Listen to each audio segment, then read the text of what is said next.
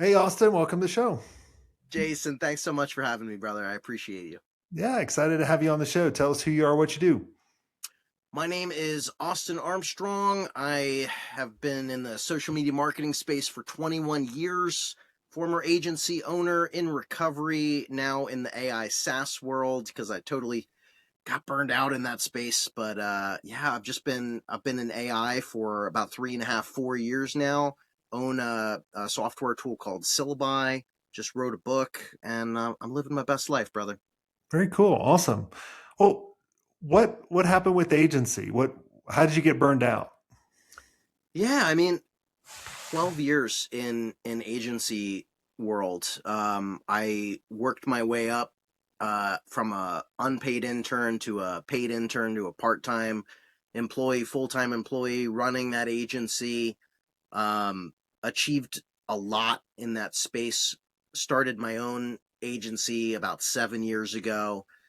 Um, that's when I started to grow my personal brand online, and it did really well for a while, but I just ended up not being able to deal with the emotional roller coaster personally of so we were organic focused. We didn't do any sort of paid advertising.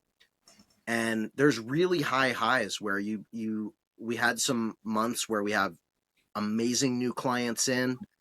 We're on top of the world. The company's profitable. We have to bring in new employees in order to fit the demand. And then two or three big clients that are 40, 50, 60% of your monthly revenue churn for whatever reason. Their contract runs up, they're not happy and find an opt out in the contract agreement for some reason. you know I'm not one to take someone to small claims court, so I'm like, all right, just whatever. Yeah. Um and then next month, from a really high, you're like, oh crap, am I able to make payroll this month? And I built it too much around my personal brand. I didn't have the systems in place to scale it outside of my involvement, which is a lesson learned as a first time entrepreneur that I did not apply to the second time. So I learned that valuable lesson. But Yeah. yeah, it just got to the point where I was having nightmares of, being so dialed in. This sounds strange, but like being so dialed in that I would have nightmares about um, a client uh, firing us or just having a terrible complaint the next day, and it happened twice. And so just like so dialed in with like the pulse of the individual client. And I just take so much pride in the work that I do, and it got to a point where I just like I had to do something else, and I started growing this other company, Syllabi, about 3.5 years ago, and tried to step away from the agency, and tried to bring in operators and multiple salespeople and sales operations to just scale it and operate it without my involvement. um, and it didn't really work. I ran it into the ground, to be Yeah. honest. But yeah, that's Yeah. a long-winded answer. I just got Well, over no, it. Burnout. thanks for being very honest with us, right? There's Oh so yeah, many people out there that, only tell you the good and the great. And like, I mean, I've failed more companies than I've created. And what I've found and what I started putting together was this founder evolution framework, right? And so think about when you're a founder, right? At the very beginning, you're an operator. You're doing everything. Delivery depends on you. Sales depends on you, right? Everyone comes to you for decisions.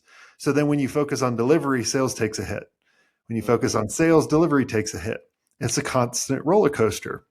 And what I realized is in order to scale an agency or scale a business in general, right? This applies to any business, you have to evolve as an agency or as a founder, right? And so I kind of look at the first layer as an operator, if you think about it, right? And you're doing everything. You're not a founder anymore. You're not an owner. A lot of times I always go, oh, you own an agency? No, that agency owns you, right? Fair. If you think about it, right? And then you Oh, think totally. about that next level is the manager level, right? This is where pricing still goes through you. Like uh, the client escalation, when shit hits the fan, right? It always goes to you, Mm-hmm. and sales weakens without you.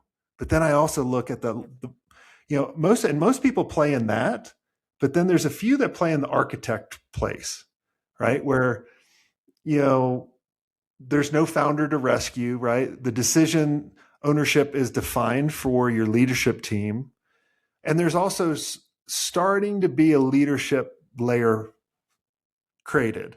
Then you got the CEO, and then you got the owner above, right? Where owner, you can walk away, but everyone gets confused. Like they think owner is that operator. I'm like, no, no, no, man. Owner is at the very top. Like this is where you just cash in checks. And Yeah. I didn't even get there in my first agency that I created. Right? I got up to the CEO level. I was like, let me sell this fucking thing. I can't do anymore. At least you were able to exit. I ran it into the ground. I mean, that's like this is the amateur lessons that we learn along this journey of entrepreneurship, of Yeah. improvement and systems in place, and delegation and org charts, and all Yeah. of these things that I was just so ignorant to the first time around.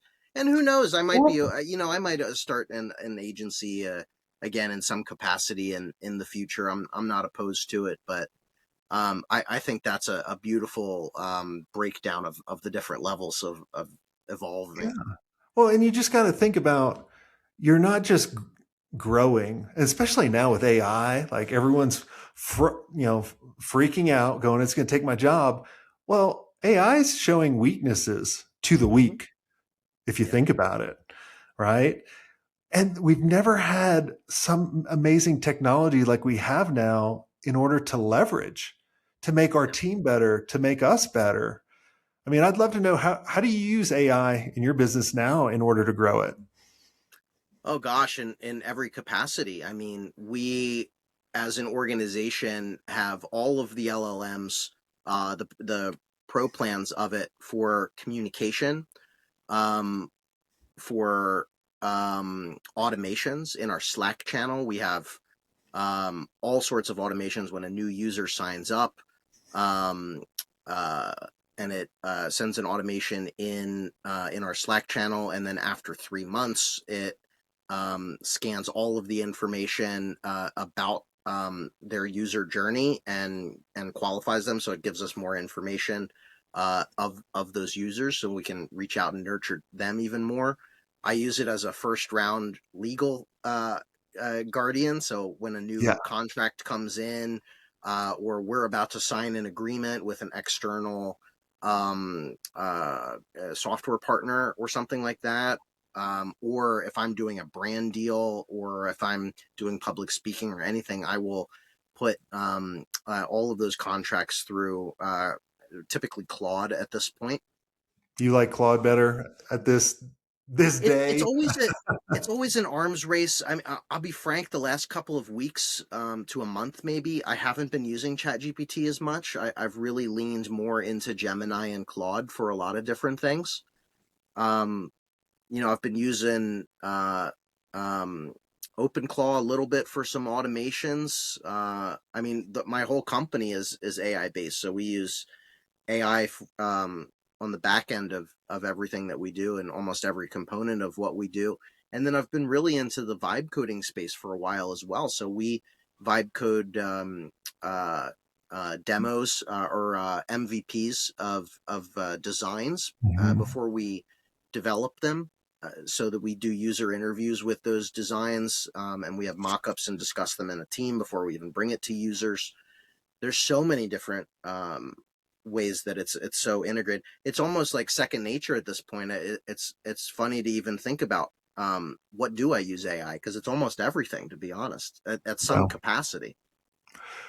Is there I know there's a way that I started experimenting with a couple weeks ago that really kind of enhanced all, and it doesn't matter if you use ChatGPT or Gemini or Claude or Manus or whatever it is, because I always want to be agnostic because I wanted to be able to switch very fast. One Yeah. of the things I started doing, I came up with this term because I wanted to create this ultimate, and I don't want to say it's just a prompt, but it's like a document. It's an AI operating brief, and it tells what the AI model everything about my company, who we go after, what do we stand for, branding, everything, just so I don't have to educate the damn thing every single time. And it was amazing the amount of time it saved me. But then when I could translate that to the rest of the team, now they didn't have to come to me for the knowledge. I wasn't the bottleneck anymore. Yeah. Do you guys do anything like that within the company? Yeah, I mean, so I have like a Austin Codex, basically that's my brain. So that's I have that in a Claude Yeah. project as well as a custom GPT as well as a Gemini Gem. So I bounce around, but that's all of our documentation from a company level. It's also um, my entire book that's in there. It's transcripts of every YouTube video I've ever done, years of podcast downloads, public speaking engagements that I've done. So it just does everything that I've publicly said Yeah. online in these documents, and we cross reference a lot with that. I use that, because we all have days when we are not feeling as up to it as possible. Brain Yep. fog. We're sick. We're whatever. So I use that as a personal tool, but we use that as a company tool as well. A lot of our employees actually reference that. Well, and it makes like we've done the same thing, and it's amazing the things I forgot. Yeah. Right? Like I'm like, oh, I forgot about like because we load up all our success stories.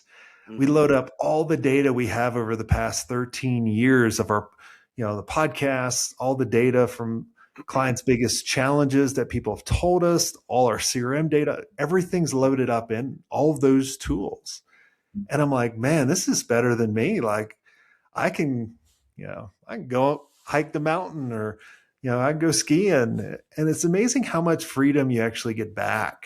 So you don't Yeah. have to be that bottleneck. Like but did you go through a sense? I remember when I was running my agency, we didn't obviously have this amazing technology we did, but I had to create a lot of layers and we had like over 100 people in this agency.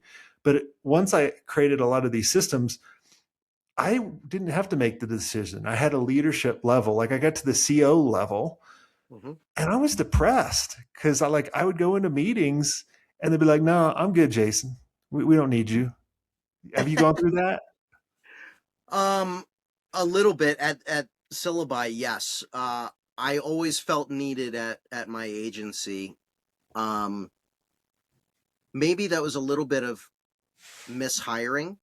Maybe it Mhm. was not strong enough SOPs. Maybe it was not strong enough training the team as well.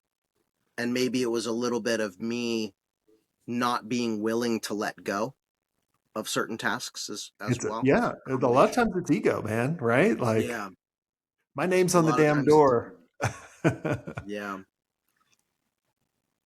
there's nuance there, because without getting too deep in it, a lot of the clients that we had at the agency were there because they wanted to work with me, and then even giving an SOP to an operator to execute, there are little, it's like it's not just the recipe, it's who stirs the pot.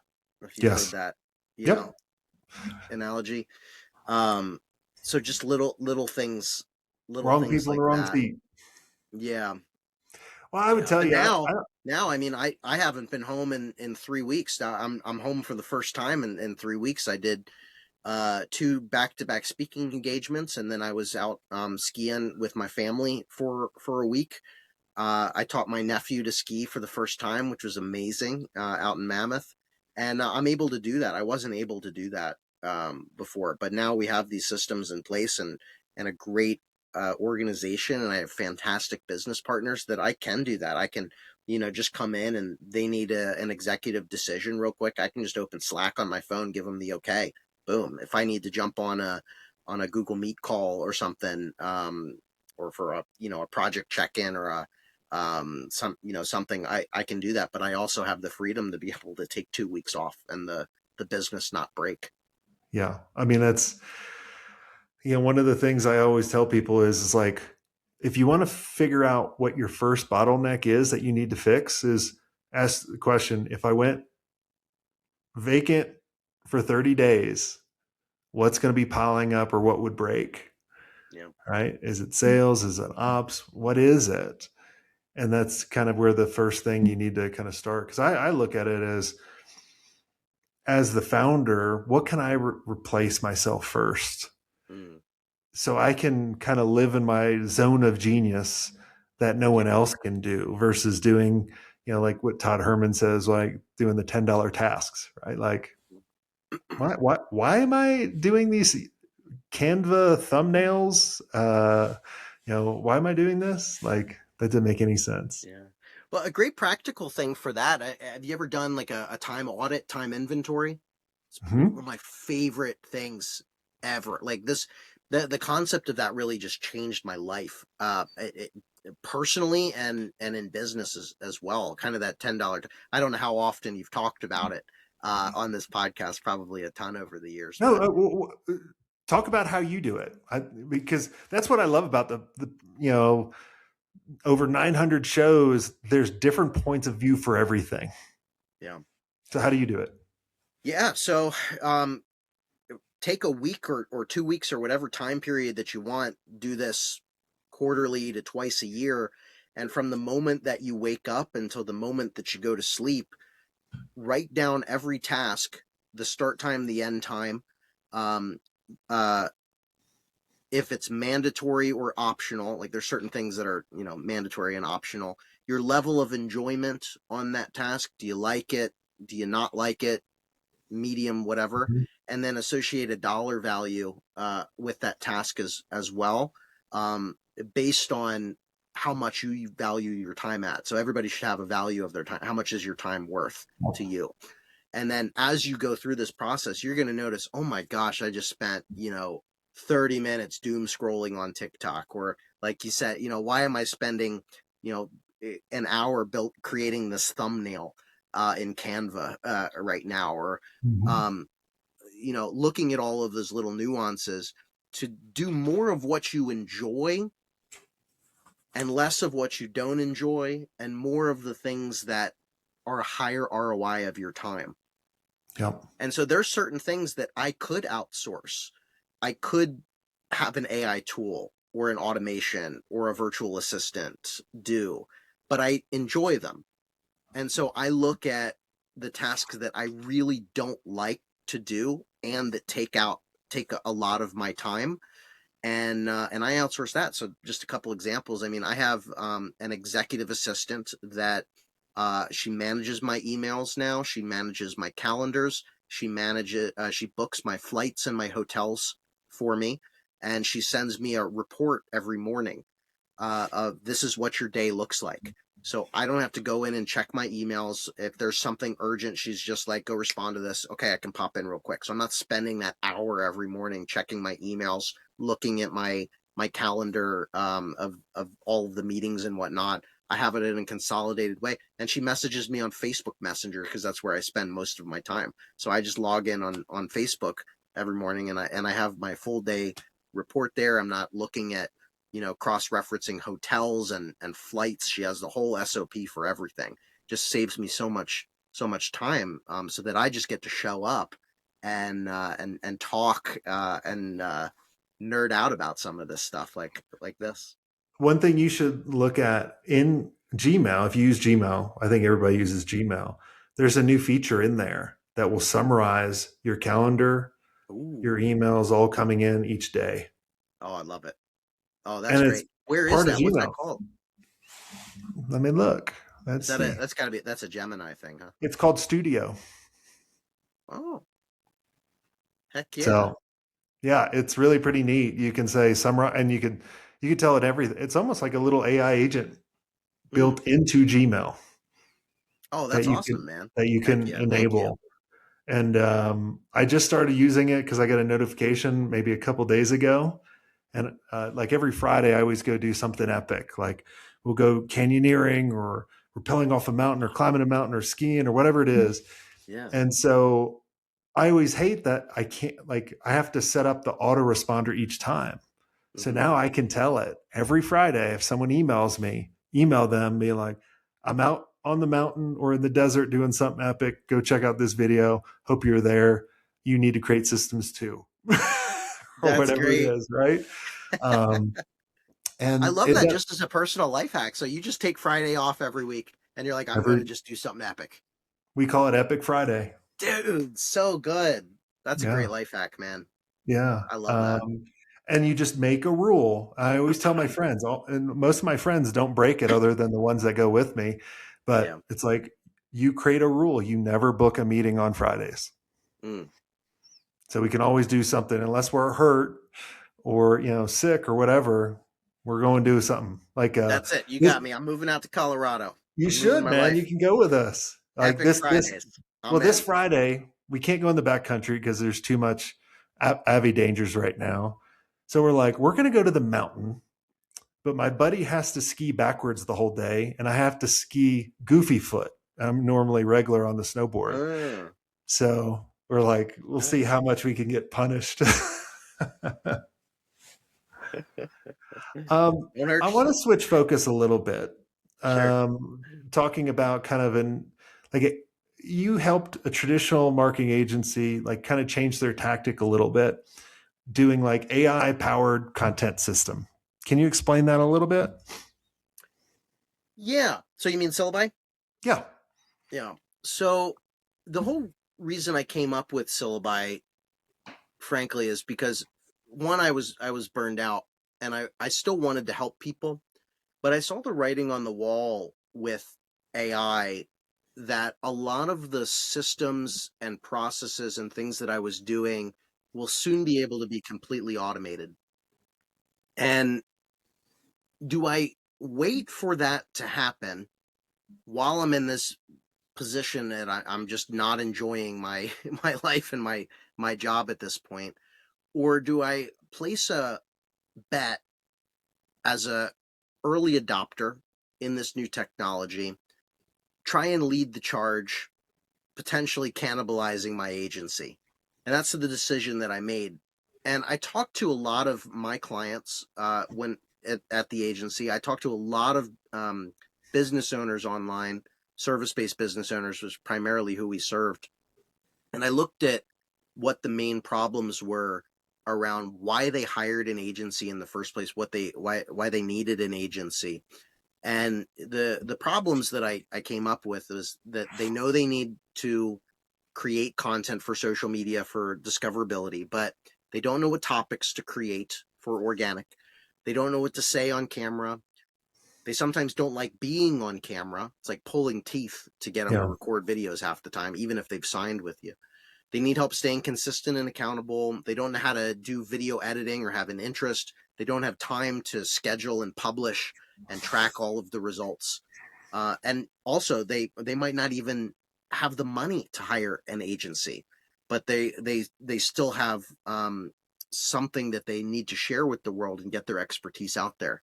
And so we just step by step, one by one, looked at how we can automate all of those processes using software and using AI. And that's why I wanted to create Syllabi um, at a high level. And this is not really replacing agencies. I think it's more of a starting point for a new business owner or an agency that wants to offer an AI solution for their clients to create supplemental content in between the other content that they're already creating. There's a lot of different variations and benefits. But one of the things that we do from the first step is we have an idea discovery engine. Think of it like a SEO keyword research tool.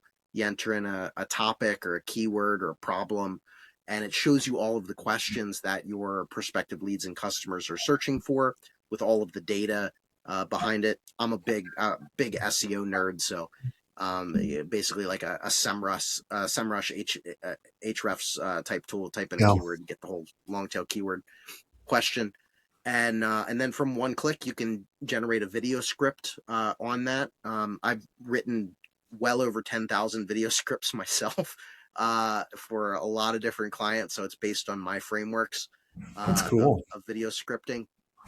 And then it creates the video for you. There's a lot of different ways that you can create the videos: B-roll, AI generated imagery, AI generated videos.